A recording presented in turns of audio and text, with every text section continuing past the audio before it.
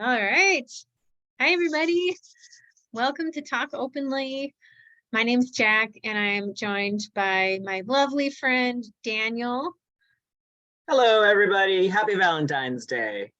who I'm noticing, Daniel, your coat, your jacket is magnificent. Tell us about this.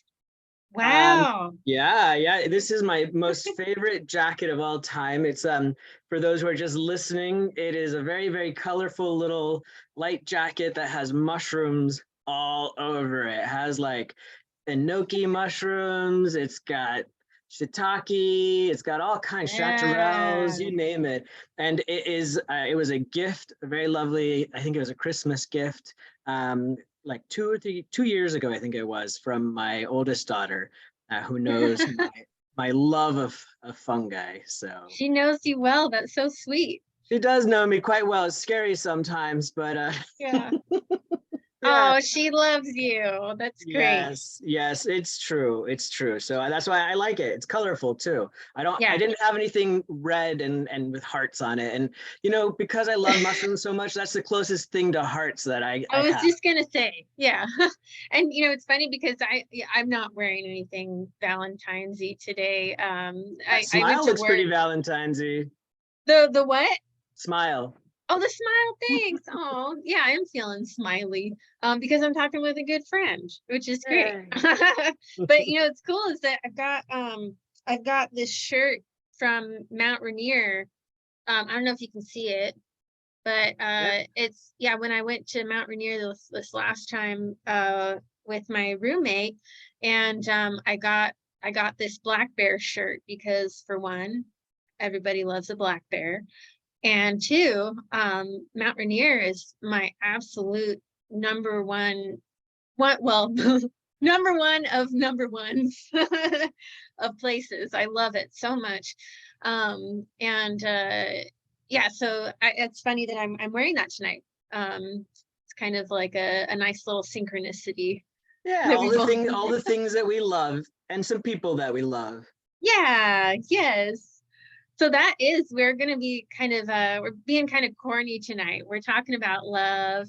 It's Valentine's Day. So we're just gonna, get into it, talk about all different types of love from, a Buddhist perspective, but also, secular perspectives and whatnot. So it's gonna be a fun night, Daniel. Yeah, did you bring anything I any kind of did. Valentine's gifts? Oh, Oh, look at that looks that. I've got good. I've got a little box of chocolates here. It's a heart-shaped box. So typical Valentine's Day. Who'd you get that from? Somebody who loves me very, very, very much. Obviously. And I just want to say this is actually my very first I think it was my very first like real sort of celebration of Valentine's Day. I'm a curmudgeon of sorts and I quite know. quite anti-holiday. Anyone who's familiar with me knows that I'm sort of like that. And so I thought I'd go against the grain today a little bit. I got some sweetheart Valentine stuff and went Valentine shopping with the kids, and I even made a little handmade Valentine's card and stuff like that, kind of getting out of my comfort zone and seeing what this whole show is all, not the show, but this Valentine's thing.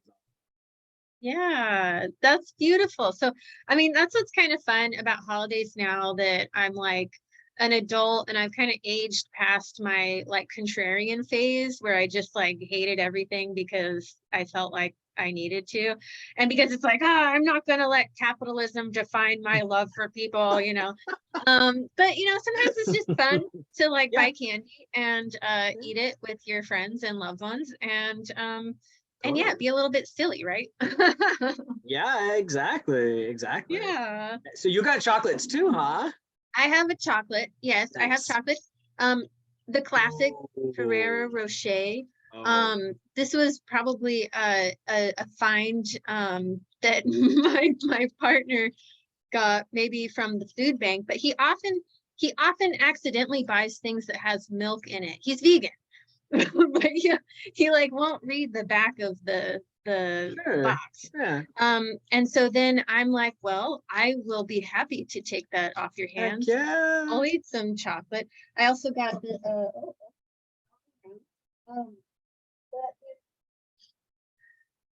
this is Ooh, actually a candy Christmas cane crunch. a Oh, Christmas that looks throwback. tasty. Yeah. I like the candy cane chocolate combo. That's nice. Yeah, me too.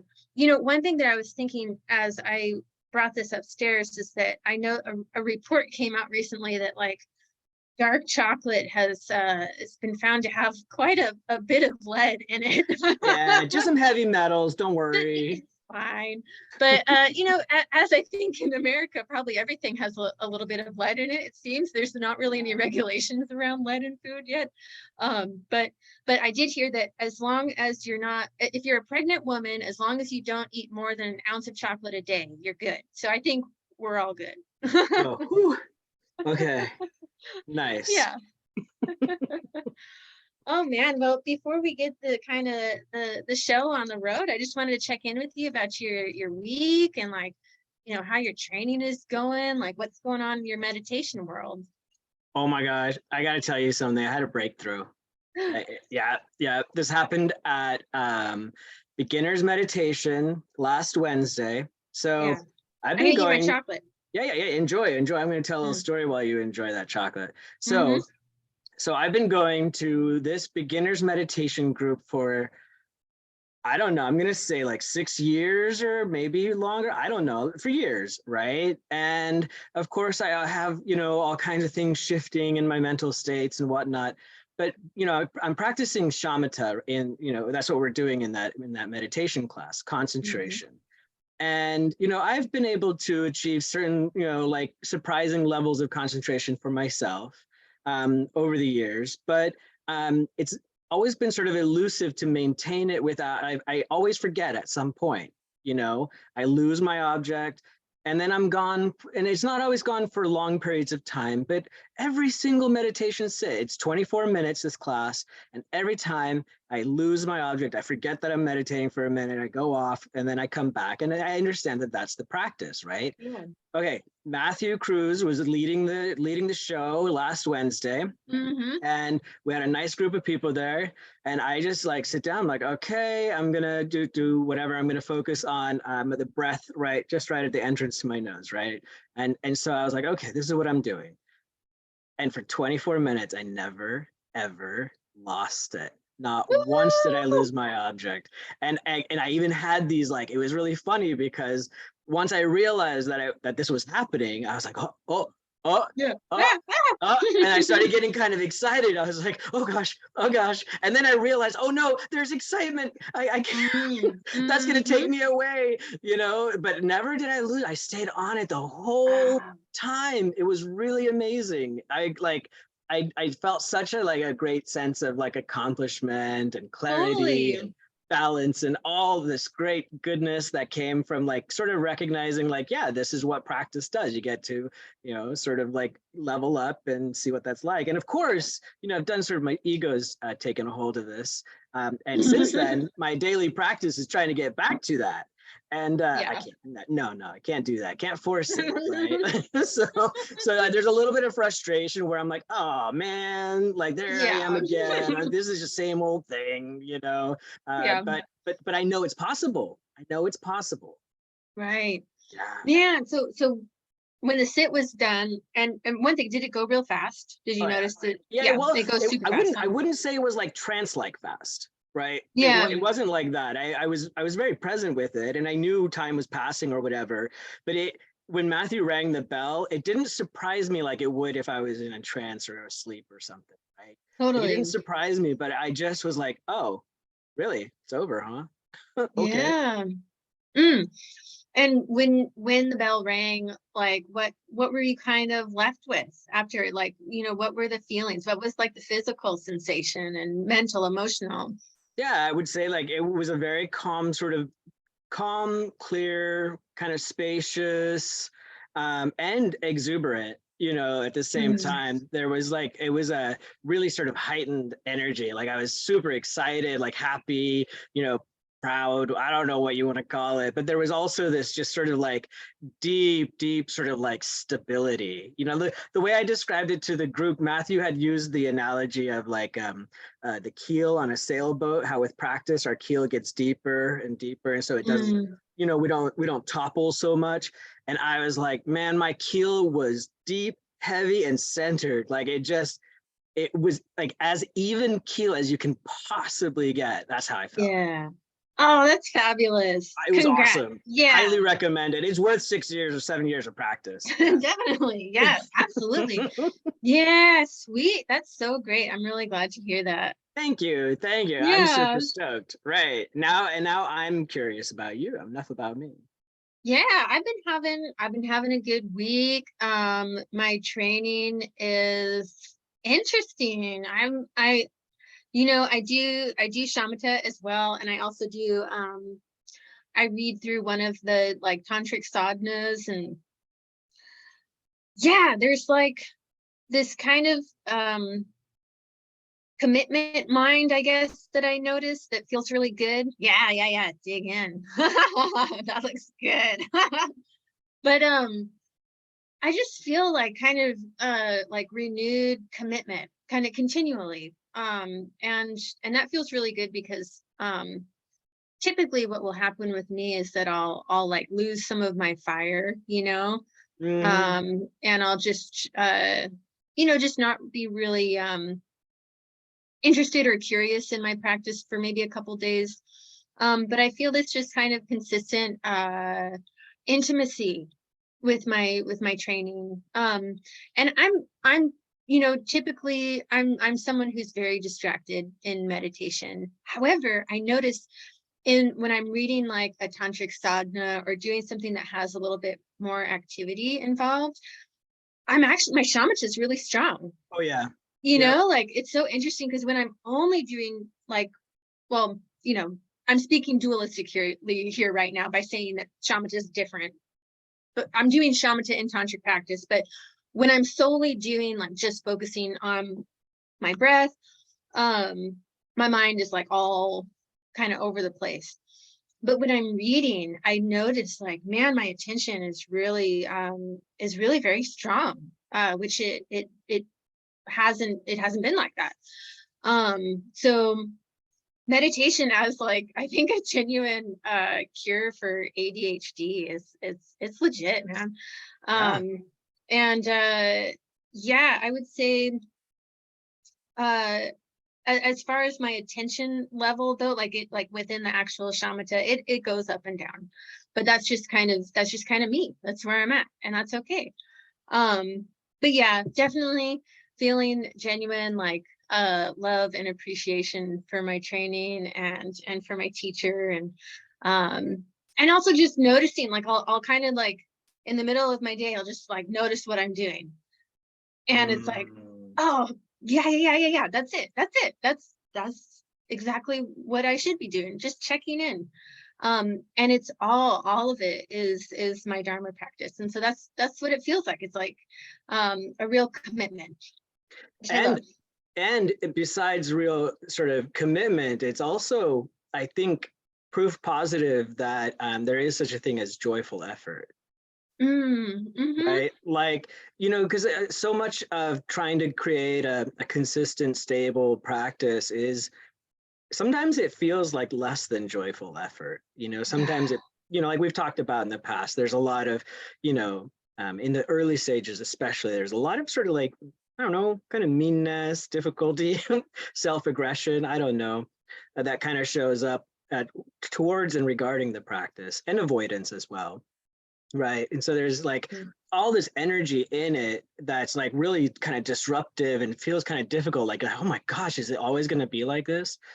And then like what you're talking about, the experience of like really like seeing not just the benefits, but just like the actual practice itself, like enjoying it and settling in and noticing, oh yeah, when I'm focused on my breath, I'm scattered and kind of I get to see like myself and my sort of monkey mind a little bit more. But when I'm doing a higher energy practice, or I feel the same way with mantras, like my Mm-hmm. shamatha when I do mantras is on point. Like it doesn't seem to waver very much, right?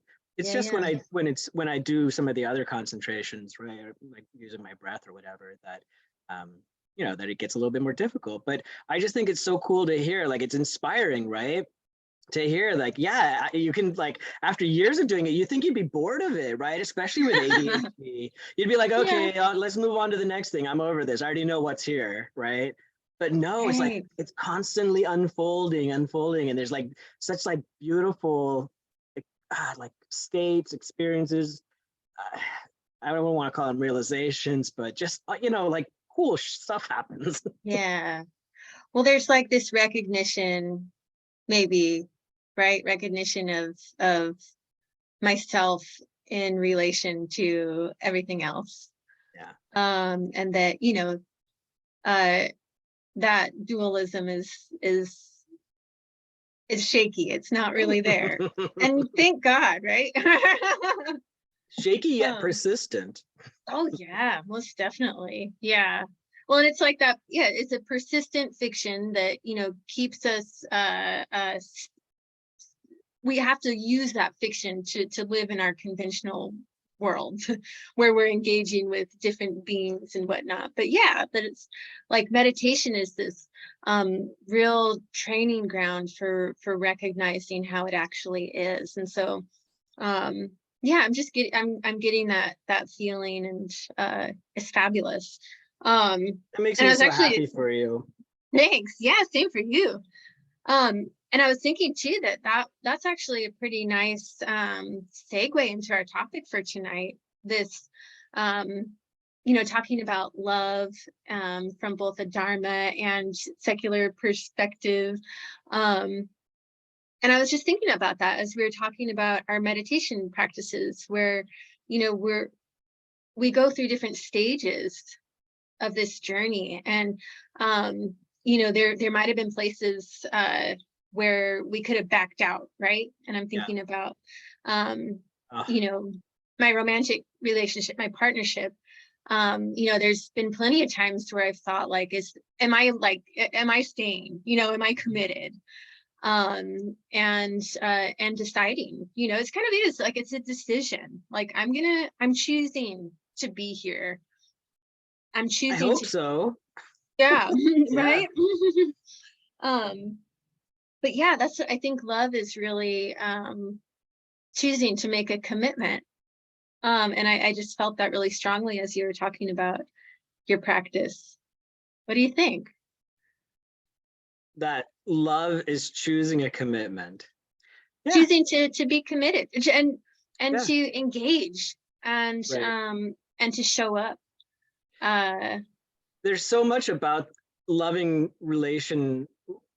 relationships, right? Whether it's with ourselves or with others or just with the world around us, that so much of like there's like this kind of superficial quality to this thing that we call love, that I don't know, it's more kind of like sentimental or whatever, right? But then there's like deeper love. Like, so for example, I had my daughter just had a breakup in mm, herself, and she's quite young, but she's been in a relationship with this boy for 6 months, and it was a hard breakup, really emotionally sort of difficult for her to make that decision, and mm, it was interesting because while we were talking about it, it was really beautiful because she has just, she's got tears in her eyes. She's obviously going through a lot emotionally.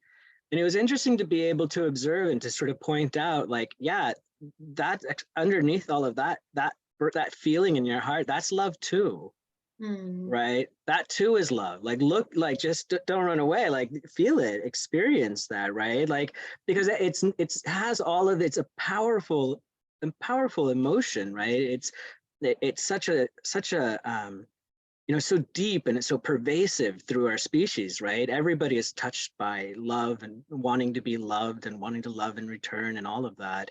And it's so multi-layered, so it's like really juicy stuff if you pay attention to it. Oh yeah. Yeah, and sometimes it's like that heartbreak, the loss is where we Yeah, really get to feel it, that's because right. otherwise it can be like we're just kind of coasting along, and feeling that permanence, right? That, like, oh, this is just how things are. This That's right. this That's right. relationship or this connection is stable. And then it's in the loss that we really get to feel like, no, I'm missing something. I'm losing something that I adored. And so then That, it's yeah, interesting, right? it is. And I think that it also, just in answer to, in reply to your question about commitment, I think that it also sort of, it makes you wonder what the commitment is to, right? And to me, I feel like a greater sort of commitment to loving itself, to love and loving, than Mm, to various individual objects of love. You know, I think yeah, like it seems to me like that's a. I mean, maybe it sounds silly or whatever, but it just to me it feels like that's actually where it's at. Like the objects will change, right? Because that's just the totally. nature of things. But that the commitment to using my body, speech, and mind in a loving way, that's something that can persist, right? And like the rest of our practices, it can grow, it can mature, and it become stronger and more something that we can sort of like an energy that we can. I wouldn't want to say wield, but an energy that we can sort of harness and align ourselves with so that it's less destructive, less heartbreaking, and more Mm. productive and more sort of connective. Mm.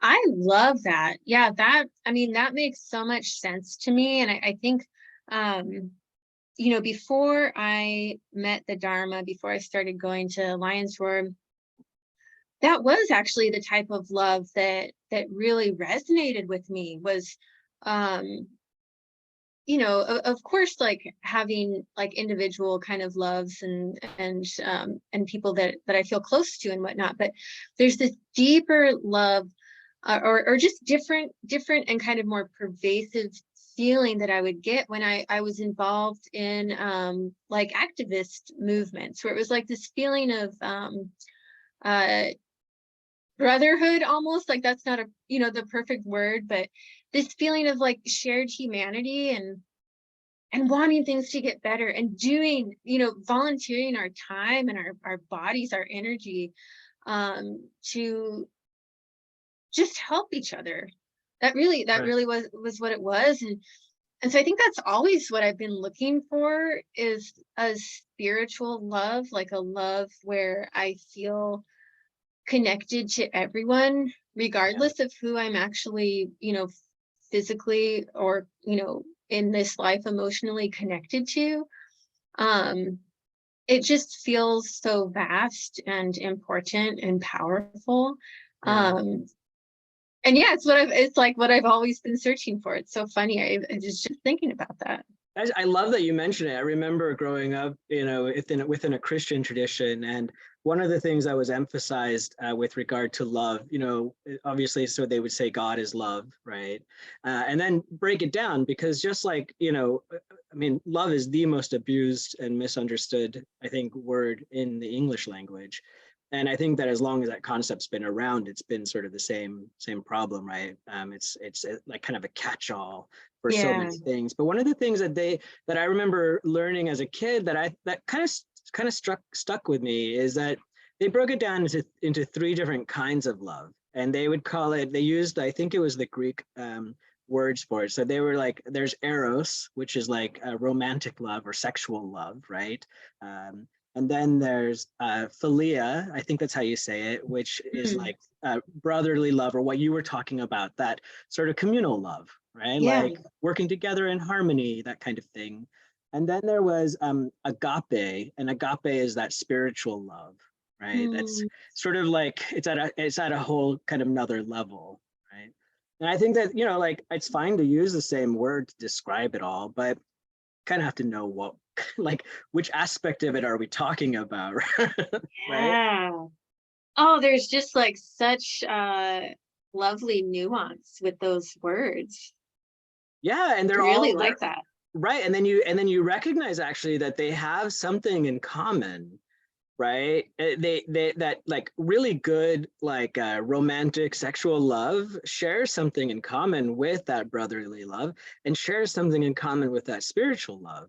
And so I Mm, think it's I think a good question that maybe if we want to get to the heart of what it is, like what is it that's shared, like within sort of perfect, like if you imagine sort of perfect versions of each one of those, what is it that's shared? And my sense is this sort of deep desire for happiness, right? For goodness, for the object of the love, right? Whatever we're loving, whether we're talking about ourselves or somebody else or something else or whatever, it's still wanting this happiness. That's why, that's why you're engaged in the romantic relationship. You want to be happy, and hopefully you want them to be happy, right? And then the same, why are you working? Why are you an activist, right? Because you love the world, right? You want to see it be good. You love these people, right? Because they share your version of what a good world is and are working towards it. You want them to be happy, right? You want to be satisfied that you're making changes in the world, and then this spiritual love, like, what is that? Like, there's something there too that's broader, right? Like in terms of like maybe a more refined understanding of what truly makes us happy. Mm-hmm. Yeah, I mean, that's the four immeasurables, right? So wanting sentient beings to be happy and to have the causes of happiness, wanting them to be free of suffering and the causes of suffering, wanting them to have joy and equanimity. And I think those are really all connected too, right? And yeah, Thich Nhat Hanh gave this really beautiful talk about, the four aspects of love. And basically he weaves all of those pieces together and, shows how that kind of, if we're not working towards bringing happiness to, the other people in our relationships, then that's not real love. And if we're not working to reduce their suffering, that's not real love. And if we're not really trying to see them, bring them joy without, kind of that selfish wish only for us to receive joy from them, then that's not love. And yeah, and so there's this really lovely way that I think the Dharma speaks to all of those different connections, and that we don't have to, as householders, we don't have to set aside romantic love. Not at all. I think sometimes people get the sense that, like, okay, I'm embarking on a spiritual path. That means it's going to be somewhat lonely. Like, I'm going to, have to meditate all the time and really get disciplined and focused and whatnot. And those things are all true, right? But you can do that alongside other people. And I think that's actually one sign that I'm in a very loving relationship, is that through this whole journey of the time that I've been with my partner, we've been together for just over 6 years. I've really changed. Like I've really changed a lot. My appearance, as well as what I actually do in my life, what I do on a daily basis. And one thing that I was really concerned about when I started going to the temple and really, showing up to a lot of events and spending a lot of time there, was that I was concerned that my partner would be weary about that, right? That he would think it was weird, or not be interested in dating someone who was doing that stuff. Right. And turns out he really just wants me to be happy and to do the things that are bringing me, real joy. And so I feel incredibly grateful, right? Because we're in an open relationship. People know that, so it doesn't feel weird to say, right? But I've tried, dating other people throughout this time too. And I've noticed that there's like this real, like, and of course, when you're first starting to date someone, people want a lot of time with you. But once I started kind of setting those boundaries of like, hey, listen, I've got a lot on my plate. Like, my spiritual practice it's the most important thing in my life. it would create this kind of like friction or just kind of misunderstanding, like, well, why isn't, you know, romantic relationship the most important thing in your life? You know, I thought, and so it just, I feel really blessed, you know, that I've found someone who does just love me for me, and who's wanting to support this journey that I'm on. So yeah, I'm lucky as hell. Yeah, you are. I'm sitting, I recognize the truth in everything that you said, because so you're very lucky in this sense that you were able to maintain the connection there and to maintain the relationship.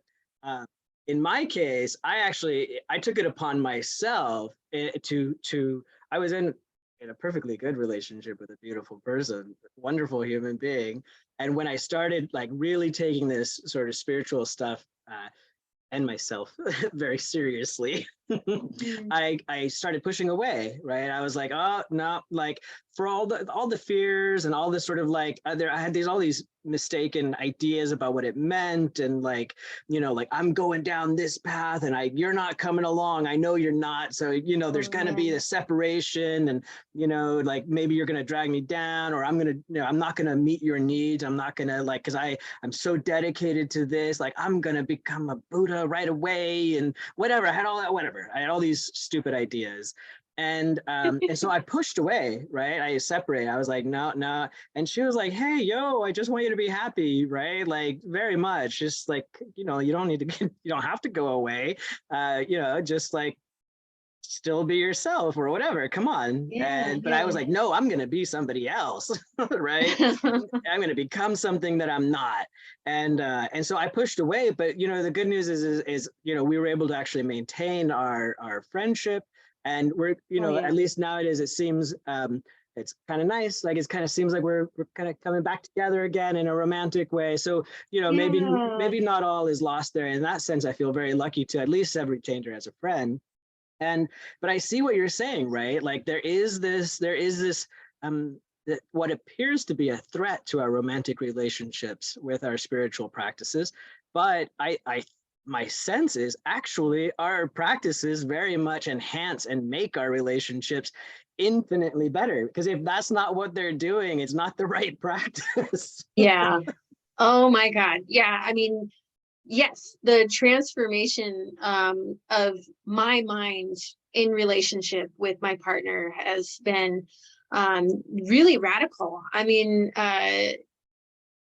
yeah, the incredible ways that meditation has allowed me to start, seeing the interdependent independence of beings, right? Where it's like, yes, we are very connected, and at the same time, you are an autonomous individual who has your own interests and things, and like, and I have to give you that space. I don't possess you. Right. I don't possess you. And it's almost like that has to be my mantra. Is like, Eric is not my possession. Right. You don't own me. You know that song? Exactly. Right? Yes. From Dirty Dancing. Yeah, it's a good song. It is. Hey, Daniel, I think we might have a special guest on who's going to be joining us. And do you want to let him on? Let's do it. I think our very special secret guest has arrived. Let's see what happens. I'm so glad that we could have a fun time on Valentine's Day. Me too. Matthew! We have joining us right now, Mr. Matthew Kruse himself. Indeed. Hi, Jack. Hi, Daniel. Hi, Matthew. Hi, Matthew. Happy Valentine's Day. Happy Valentine's Day. Yes. It's really nice to be here with both of you on Valentine's Day, since I love you both so much. The feeling is definitely mutual, Matthew. Will you be my Valentine? I am your Valentine. Yes, you are. Made my dream come true. Excellent. Matthew. This day is just getting better and better. Yeah. we called, we wanted to see if you could join tonight. For one, just because we adore you, but also because you always have such lovely things to say about love and connection and dharma. And I don't know, I just wanted to see, you know, what kind of love has been happening in your life lately. I'm curious. What kind of love? Like all the loves. Yeah. Yeah, are always around. I think I have to say I really love that you asked me to come on and kept it like me a secret guest. I have like hair in my eye, so I'm dealing with this right now. Oh no. It's okay, I got it. But when I was a kid, I really loved Mr. Rogers. And so there would always be like a knock on the door, like, what? Somebody's here. Who is it? And so when you asked that, I was like, I get to be that guy. Yeah. I get to show up and like all the kids are gonna be so surprised that I came. Yeah. So I appreciate you giving me this opportunity to live out a childhood dream. Oh, we're so happy that you could anytime. Thanks. Yeah, I've been thinking about love a lot lately, and I think you two were touching on it earlier as far as the immeasurables, and that you know, Lam always says with the first one that may all sentient beings have happiness and the causes and conditions for happiness. That's called loving kindness, and Lama always says like, hey, let's just call it what it is. It's love, right? Like we don't want to water it down at all. And so that love is that wish for the happiness of others.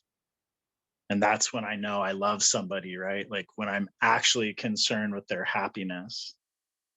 And you know, that can get really tricky. I mean, life is complex. And so, you know, a lot of times I get into what I want them to do for me or what I think is best for them. What I think is best for them, what's going to make them happy. And, you know, and I think that's a really tricky area. Because sometimes we do see people we love maybe behaving in ways that's not in their best interest. And so then I think, well, yeah, like it's definitely better than if I intervene, if I say something straightforward to this friend about their behavior, because I love them. I really want them to be happy. And I see this way of being is inhibiting that for them, right? But then there's this other piece that comes in, and this is really tricky for me, which is like everybody's on their own journey. Mm-hmm. And so then suddenly, you know, it's kind of that piece that I think you guys were just talking about like, you know, I think in a really like, it's maybe kind of an extreme way, but like of ownership or something like that, you know, but in a subtle way, it doesn't feel like ownership. It feels like I'm helping, right? Totally. And how where is that line? Like, and I mean, I can't say, you know, but I think that's where I wrestle, is like, is this a time to directly talk about the thing, or is this a place for me to watch and hold that space and watch their journey and know that sometimes their happiness is going to come from through their own discovery, And sometimes through their own failure. yeah. Right, because that's where a lot of discovery happens. Yeah, it's been really beneficial for me.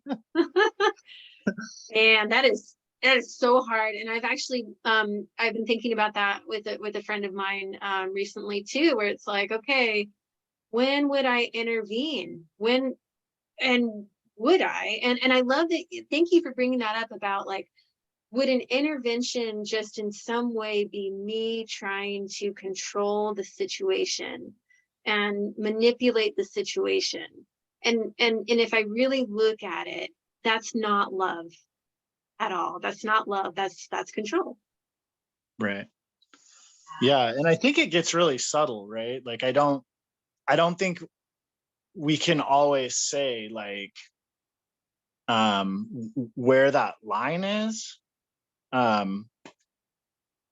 You know, because it is subtle. I think I don't know. So what would your definition of manipulation be? I think manipulation for me has always been, because I can be really good at manipulation. It's been when I am able to seem like a good person, and I'm able to you know, shift someone's perception of the situation towards mine in a subtle way, so that it's not obvious, right, that I'm doing that. But ultimately I want them to want what I want so that I get what I want. And so it's kind of like creating this situation or conversation or whatever, where they end up wanting what I want, instead Right. of really trying to hear and listen for what do you want. Mm-hmm. Yeah. Yeah, Right. it's like there's this like an attachment to the outcome, right? Like there's a sort of an idea that you have about how you want it to be, and you act in certain ways to try to make that happen, whether it's, you know, with your words or whatever, you're trying to get that particular outcome. And it kind of makes me think of, you know, we were talking about Thich Nhat Hanh earlier. He's, you know, like if anybody knows anything about love and loving kindness, that guy definitely did. And one of the things that I learned from him, he had these 4 mantras about developing presence with another person, and I think that that's sort of like at the end of the day when we're in loving relationships with other people, like our presence, that's what they want, really, truly, our deep, sincere presence. And from that presence, I think, you know, truth can come out, right? Like we can feel compelled to act or to say something in response to being present with them. For example, if they're suffering and we're really deeply present with their suffering, we might be called naturally to say or to do something, right? Give them a hug or to say some words of encouragement or even offer advice. But it's not like with a particular outcome in mind, other than just simply being with them and, you know, being wanting for their happiness, right? But I think that the manipulative part comes in when we're like, no, it needs to be a certain way, and I'm going to do this to make it be that way. Mm-hmm. Yeah, I think there's an element too, because like what's coming up for me and listening to that is like, well, I feel like it's okay to self-advocate, and I feel like it's okay to be persuasive. But I think the part for me, what I'm hearing that makes it manipulative is that it's not um my intentions would not be known. They're not transparent. Yeah. Right. Yeah. You know, where I know a lot of times I am trying to get my way. And so like to fix that, you know, I'll just be like, look, this is what I want, and this is why. Yeah. Like I'm telling you why I think it's best this way. Yeah. You know, and I think even in doing that, then it's like I have to relinquish some control because now they know. Now they're on to you, Oh, bro. yeah. They're on to you. Well, and And so it's that, like, yeah. here it goes. Let's see what the outcome is now. And I think that's really, that ties into the whole sense that, you know, to love is to be vulnerable. And when we're not willing to be vulnerable, we're going to use manipulation, right? Because it's scary. It's scary to actually say what we want and need, because like he said, we don't know what the outcome is going to be. But you know, in that state of fear, to open up and to, you know, to share ourselves and to possibly not have it reciprocated, then we can get real tight, get real closed off, and then just try and control the situation. And man, then there's no space for love, and it's just like a hard coal right here. Right. Yeah. And I think sometimes that can be really tricky too, right? Because if I'm in a place where I'm having a hard time being vulnerable, and then I need to be manipulative, right? This is probably not happening consciously, right? Like, I still want love, Yeah. and I still feel probably great concern for the relationship and for that person. And so, I like to remember that, because I think a lot of times in today's culture, it's things are like very black and white. And I mean, I understand that there's these people with really hefty diagnoses, like psychotic or like full blown narcissist on the scale, because I think it's a gradation scale, but like, I think that's pretty rare Yeah. that people are operating from those places. I think we're generally wounded, Yeah. and a lot of times we just haven't been educated yet on that openness is possible and what loving action looks like. And I try to really believe that in people's hearts they are loving, but that the space between there and then into that loving action is difficult, and it takes effort. Absolutely. I Yeah, I think mean about that a lot. Sorry. yeah, go ahead. I think about that a lot too, with uh like, say somebody says they love me, and I'm like, well, what do you love about me? And they start saying all the things I do for them. You know what I mean? Like how I make them feel, how I speak to them, if I bring them stuff, or like if I do chores for, or like whatever it might be, right? And of course, like with Buddhist training in my head, I'm like, hey, that's not it. you know but I try to remember, but actually what they are saying to me, maybe it's the wrong word, but they are saying, it's not like bad, what they are saying is, I really appreciate you, Yeah. and I'm really grateful for you in my life. They might also be saying in another way, like when they say, I love this about you, right? I love you because of this. They're actually recognizing all the ways you're loving towards them, right? So there's this sort of Yeah. mirror, there's just That's like right. mirror-like component to it, where all those wonderful things that they sense about you, that they derive from your presence and in their life or whatever, the way you talk to them, the way you make them feel and behave around them and all of that, that's you being loving, and they love that about you. Right. Well, and that is one of the beautiful things too about meditation and studying the path and whatnot, is that people are really drawn to that presence, that awareness that that we might be able to bring and have more of as we develop on the path. And so yeah, I think yeah, to remind ourselves that, people really are starting to see that in us. That's a good thing, having confidence that love actually is starting to radiate out from our beings as we discover it in ourselves. That's awesome. Yeah, I think one of the first like really poignant moments I had with a teacher with from Veterans Path that we've talked about before, Chris Fortin, who's a Zen transmitted Zen priest, is, I'd been in relation with her for probably like 4 years at this point, and all of a sudden it just dawned on me, like, whenever I talk to her, it's so open and safe that I end up telling her the most vulnerable things that are going on in my life. And there's never any judgment that comes back at me. And there's just that mirror like wisdom, right? That clear, that reflection, that honoring where I'm at and what I'm feeling. And like, I felt totally seen and cared about.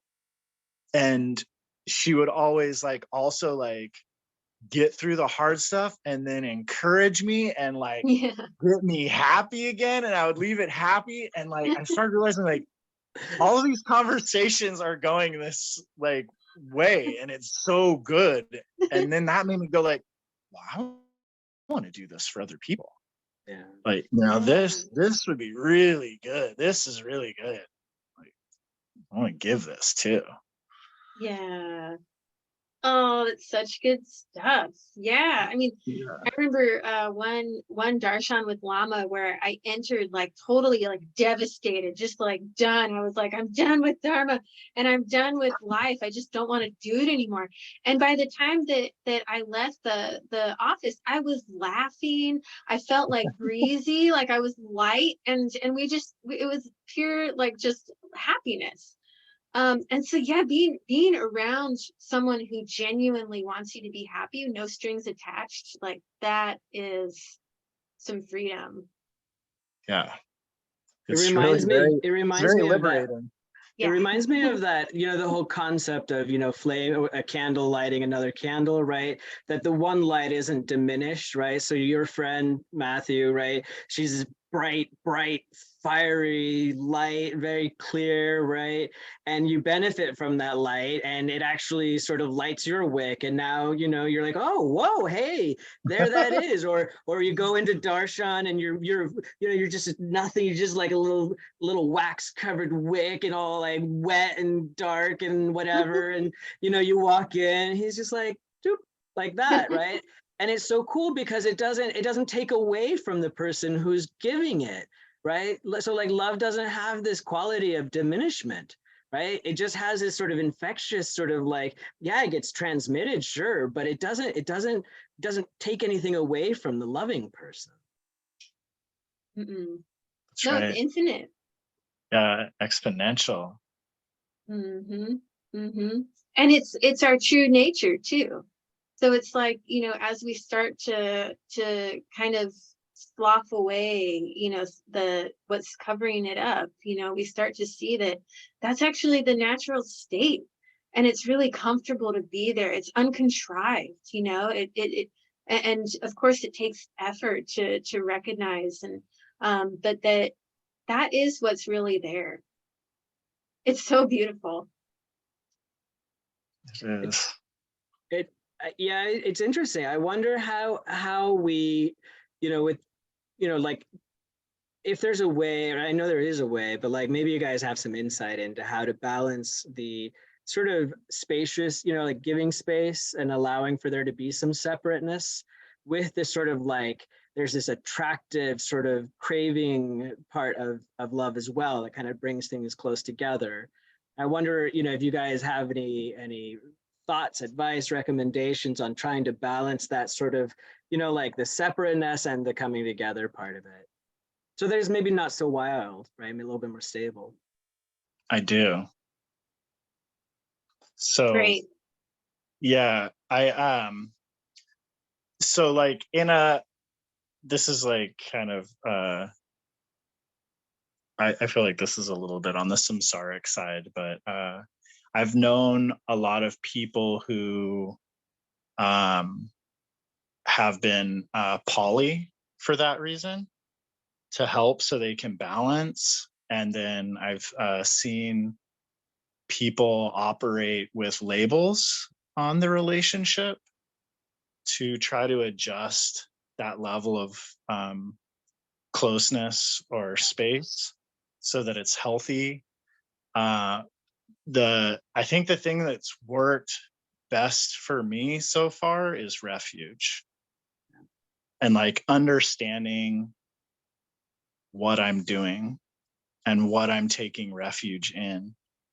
And so if I'm taking refuge in that relationship, and I do think that relationships are a source of refuge, right? Like Sangha.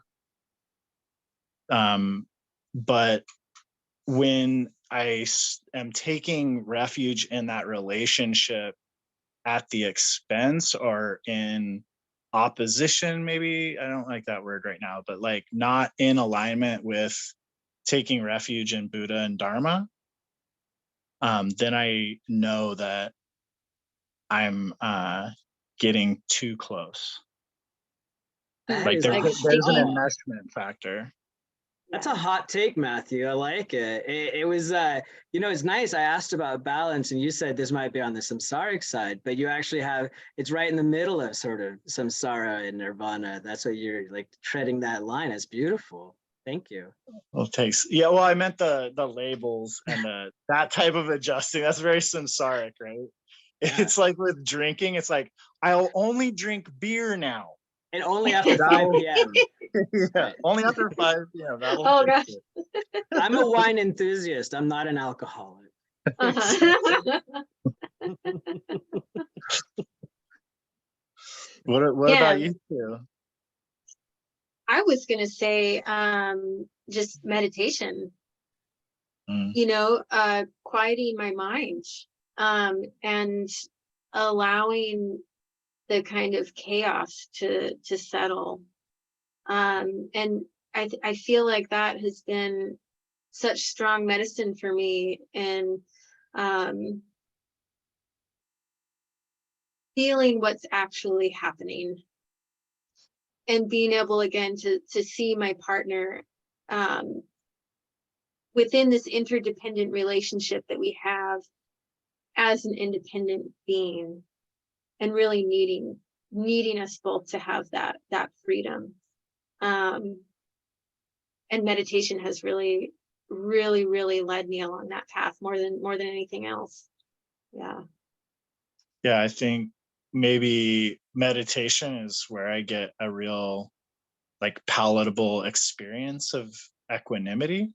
So then I can tell if I'm actually in that state or not, and with others like that. Totally. Yeah. How about you, Daniel?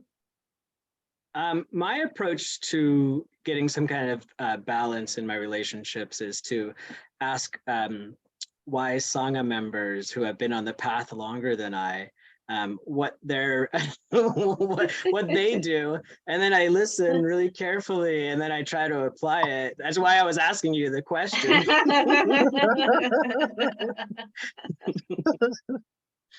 Well, I trust that you have good insight. That's why we're here tonight. Same. It's getting, hey, the light's getting clearer and clearer. I got these two bright burning fires right in front of me. So Same. Oh Good to man, be here with you two. it's been so nice to have you. It's been a real delight. And what better way to spend Valentine's Day than with deep friendship. I love it. Thanks for coming to our neighborhood, Matthew. Oh, it was my pleasure. Thanks so much for inviting me. I love you, Daniel. Yeah. Love you too, Matthew. I love you too, Jack. Love you too, Jack. Daniel and Matthew. Everybody, thanks so much. It's been such a joy. We love all of you, and can't wait until next week. Thank you so much. Take care. Bye-bye. Bye. Thanks again.